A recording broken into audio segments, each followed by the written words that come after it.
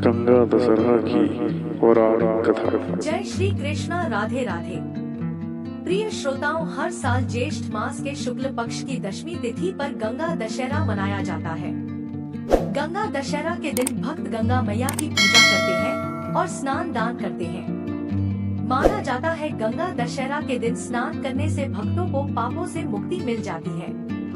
शास्त्रों के अनुसार ज्येष्ठ माह के शुक्ल पक्ष की दशमी तिथि पर धरती पर मां गंगा का अवतरण हुआ था, इसीलिए इस दिन को गंगा दशहरा के रूप में मनाया जाता है और माना जाता है कि इस दिन गंगा स्नान करने से सुख समृद्धि का आशीर्वाद मिलता है तथा गंगा स्नान और कथा को सुनने मात्र से 10 पाप नष्ट हो जाते हैं, जैसे कि निषिद्ध हिंसा, पर स्त्री गमन, चोरी, दूसरे के धन को लेने का विचार, दूसरों का बुरा करना, व्यर्थ की बातों में दुराग्रह, झूठ बोलना, चुगली करना, दूसरों का अहित करना। यह 10 पापों से व्यक्ति को मुक्ति मिल जाती है। तो आज मैं सुनाने जा रही हूँ गंगा दशहरा के दिन सुनी जाने वाली गंगा मैया की बड़ी ही दुर्लभ पौराणिक कथा। मैं मां गंगा से प्रार्थना करती हूँ कि जो भी मनुष्य इस कथा को सुन रहा है, उनके घर में सुख समृद्धि बनाए रखना और उनके सभी पापों को नष्ट कर देना। सूर्यवंश में बाहु नाम के एक राजा हुए। वे बड़े ही धर्मपरायण राजा थे। वे अपनी प्रजा का पालन पुत्रों के समान करते थे। पापियों और द्रोहियों को उचित दंड देते थे, जिससे समस्त प्रजा निर्भय होकर धर्म पूर्वक रहते थे। उनके राज्य में अन्न वस्त्र की कोई कमी नहीं थी, जिससे समस्त प्रजाजन वहां सुखपूर्वक निवास करते थे। एक समय राजा बाहु के मन में अहंकार उत्पन्न हो गया। वे सोचने लगे कि पूरी पृथ्वी पर मेरे जैसा कोई राजा कोई नहीं है। मेरे राज्य में हर ओर सुख शांति है। मैंने अपने सभी शत्रुओं को जीत लिया है। मुझे समस्त वेद और शास्त्रों का ज्ञान है। इस संसार में मुझसे बढ़कर दूसरा कौन है? जब मनुष्य स्वयं को सबसे अच्छा मानने लगता है, तो उसे दूसरों में दोष दिखाई देने लगता है। जो दूसरों में दोष देखते हैं, उनकी वाणी भी दूसरों के प्रति कठोर हो जाती है।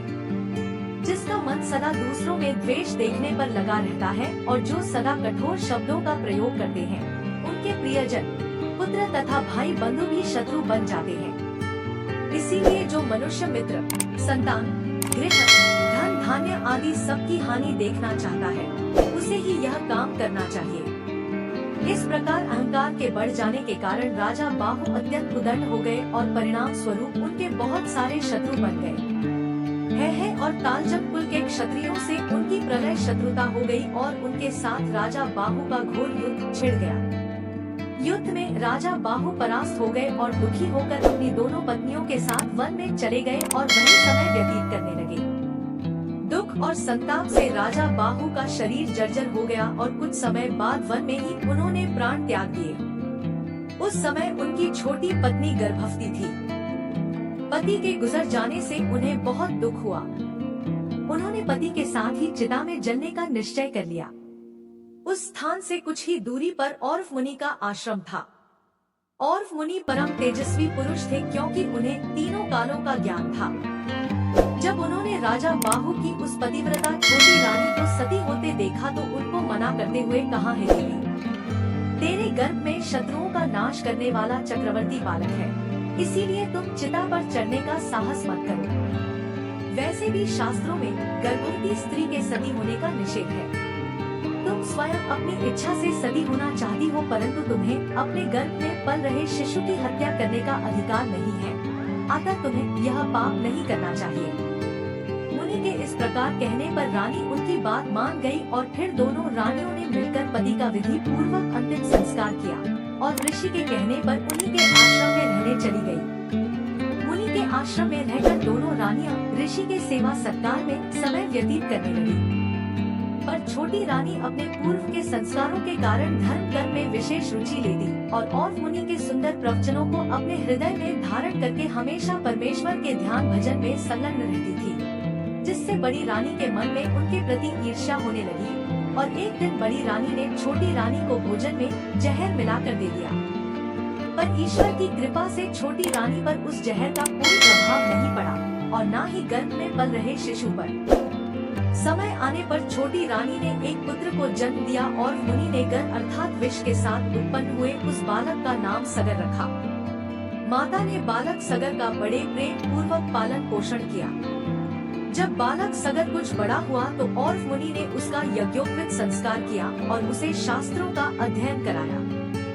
साथ ही अस्त्र शस्त्रों की शिक्षा भी दी और मुनि से शिक्षा पाकर बालक सगर बलवान, बुद्धिमान और धर्मात्मा हो गए। एक दिन सगर ने अपनी माता से पिता के बारे में जानना चाहा। तब माता ने उन्हें सारा वृतांत कह सुनाया कि किस प्रकार सगर के पिता शत्रुओं से हारकर वन में आए और यहाँ और मुनि के आश्रम में सगर का जन्म हुआ। सारी कथा जानकर सगर को भीषण क्रोध उपजा और उन्होंने माता के सामने प्रतिज्ञा कर ली कि वह अपने पिता के शत्रुओं का नाश कर देगा और अपना खोया हुआ राज्य वापस लेगा। तब माता से आज्ञा लेकर सगर और मुनि के पास पहुँचे और उनका आशीर्वाद लेकर वहां से प्रस्थान किया। तत्पश्चात अपने कुलगुरु महर्षि वशिष्ठ के पास पहुँचे।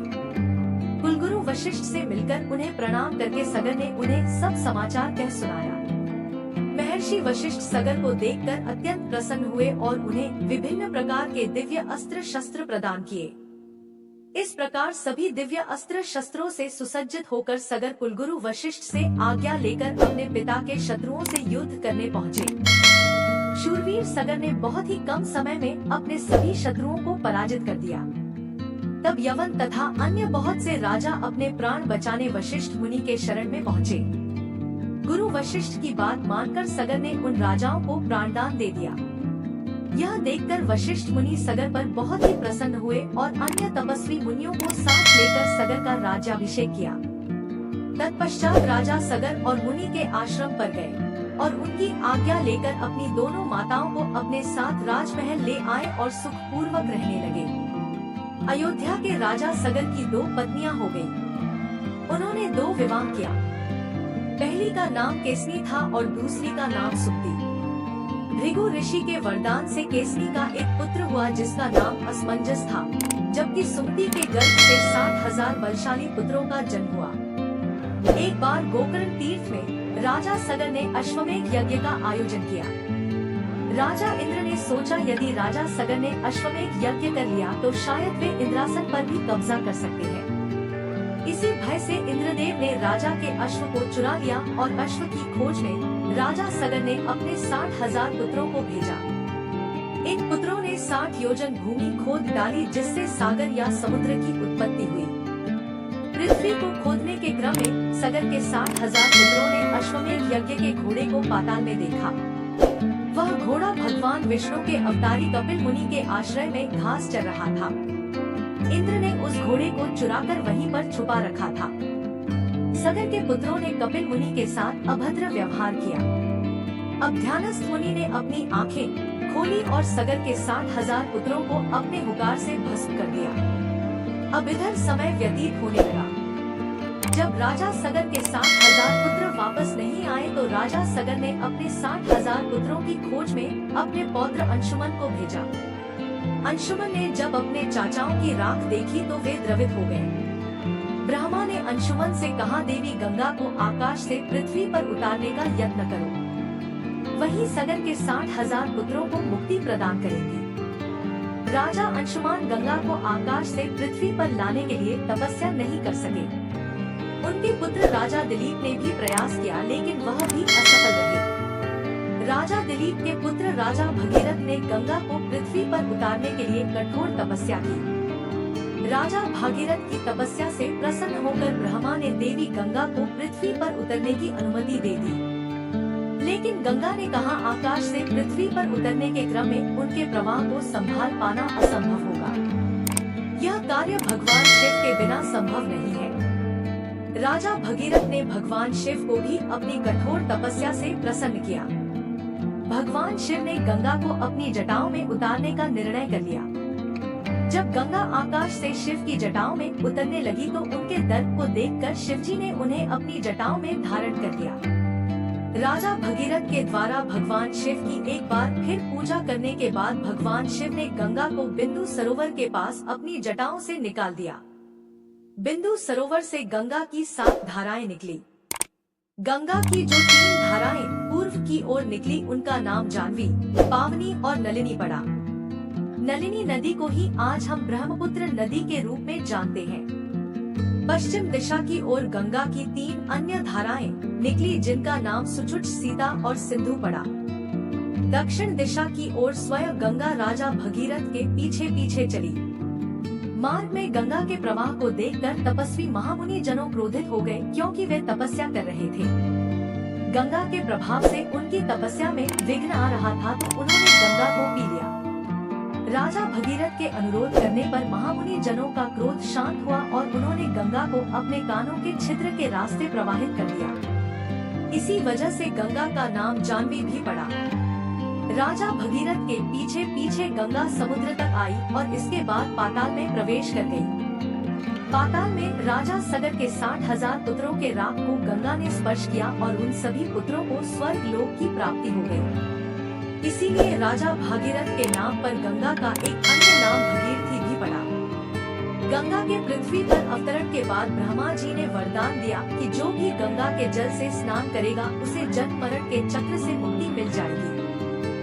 जो भी इस गंगा अवतरण के दिन, गंगा दशहरा के दिन गंगा में डुबकी लगाएगा उसके 10 पाप स्वतः नष्ट हो जाएंगे और उसके घर में सुख समृद्धि का आवास सदैव रहेगा। भगवान भोलेनाथ उससे सदैव प्रसन्न रहेंगे। तो एक बार प्रेम से बोलिए गंगा माता की जय। जय हो गंगा मैया। ये गंगा मैया, जैसे आपने भगीरथ के कार्य को सिद्ध किया और उनके पूर्वजों को मुक्ति दिलाए, वैसे ही इस कथा कहानी को सुनने वाले और कहने वाले तथा हुंकारा भरने वाले सभी भक्तों पर अपनी कृपा दृष्टि बनाए रखना। प्रिय श्रोताओं, इस कथा को पूर्ण करने हेतु अब आगे आप सुने गंगा स्नान की कथा। एक कथा के अनुसार भगवान भोलेनाथ ने स्वयं देवी पार्वती को यह बताया है कि वे कौन से लोग होते हैं जिन्हें गंगा स्नान के बाद स्वर्ग मिलता है। अगर आप भी स्वर्ग जाने की इच्छा रखकर गंगा स्नान करते हैं तो इस कथा को अवश्य ही सुनें। गंगा स्नान कथा के अनुसार माघ स्नान का पर्व था। गंगा के घाट पर श्रद्धालुओं की भारी भीड़ थी और उसी दिन भोलेनाथ माता पार्वती को साथ में लेकर पृथ्वी पर भ्रमण के लिए निकले थे। वे अपने प्रिय नगरी काशी की ओर प्रस्थान किए हुए थे। तभी आकाश से गुजरते समय माता पार्वती की नजर भीड़ की ओर गई। पार्वती जी ने इतनी ज्यादा भीड़ का कारण शिव जी से पूछा। शिव जी ने बताया, हे देवी, आज से माघ माह स्नान का पर्व आरंभ हो चुका है। इस माघ माह में स्नान करने वाले लोग स्वर्ग को जाते हैं। उसी लाभ के लिए इतने सारे श्रद्धालुओं की भीड़ जमा हुई है। पार्वती जी का भीड़ को देखकर कौतूहल तो शांत हो गया, लेकिन उनके मन में एक सवाल भी आया। तब उन्होंने भोलेनाथ से पूछा कि हे भगवान, हे भोलेनाथ, गंगा स्नान करने वाले यह सारे लोग स्वर्ग चले गए तो क्या होगा? स्वर्ग में इतना स्थान कहाँ है प्रभु? इन लाखों वर्षों से लाखों लोग इस तरह गंगा स्नान करके स्वर्ग पहुँच रहे हैं, तो वे लोग कहाँ हैं? स्वर्ग में उन्हें कहाँ स्थान मिला है? देवी भगवती के इस सवाल पर भोलेनाथ ने कहा, हे देवी, शरीर को गीला करना एक बात है, लेकिन स्वर्ग प्राप्ति के लिए तो मन की मलिनता को धोना बहुत ही आवश्यक है। तब माता पार्वती ने पूछा कि यह कैसे पता चलेगा प्रभु कि किसने शरीर धोया है और किसने मन को पवित्र किया है? शिव जी ने बताया, हे पार्वती, यह उनके कर्मों से समझा जाता है। प्रिय भक्तगणों, पार्वती जी की शंका अब भी नहीं मिटी।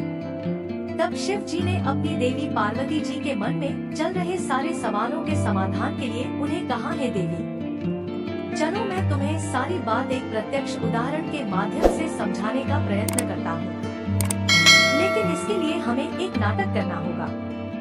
तब क्या था, शिव जी तुरंत ही एक कोढ़ी का रूप धारण कर लेते हैं और रास्ते में लेट जाते हैं और माता पार्वती को कहते हैं, हे देवी, आप एक अत्यंत ही सुंदरी का रूप धारण कर लीजिए। वैसे तो आप अत्यंत ही सुंदर हैं। माता पार्वती अपना रूप बदलकर कोढ़ी बने शिव जी के साथ गंगा स्नान के लिए जाते मार्ग के किनारे बैठ गई। गंगा स्नान करने वाले लोगों की भीड़ उन्हें देखने के लिए रुकती। ऐसी अलौकिक सुंदरी के साथ ऐसा कुरूप कोढ़ी सबको देखकर हैरानी हो रही थी और सबको आश्चर्य भी हो रहा था। कौतूहल में सभी इस बेमेल जोड़ी के बारे में पूछताछ करते। आपस में काना फूसी भी करते। माता पार्वती जी शिव जी द्वारा रटाया विवरण उन्हें सुनाती रहती। देवी पार्वती सभी को यह बताती कि यह कोढ़ी मेरा पति है। गंगा स्नान की इच्छा से हम यहाँ आए थे। गरीबी के कारण इन्हें कंधे पर रखकर लाई हूँ। बहुत थक जाने के कारण थोड़े विराम के लिए हम यहाँ बैठे हैं। रास्ते में आते जाते कई लोग तो देवी पार्वती को देखकर उन्हें अपने पति को छोड़कर अपने साथ चलने की बात कहते। अब उनकी बातें सुनकर माता पार्वती को बहुत क्रोध आता था, लेकिन शिव जी ने उनसे शांत रहने का वचन जो ले लिया था, इस कारण माता पार्वती को ना चाहते हुए भी शांत रहना पड़ता। माता पार्वती यह सब बातें सुनकर सोच रही थी कि भला ऐसे लोग गंगा स्नान के लिए आते हैं, वे स्वर्ग जाने की कामना रखते हैं, जबकि ऐसे लोग किसी दूसरी स्त्री पर नजर गड़ाए रखते हैं। क्या ये स्वर्ग के अधिकारी हैं?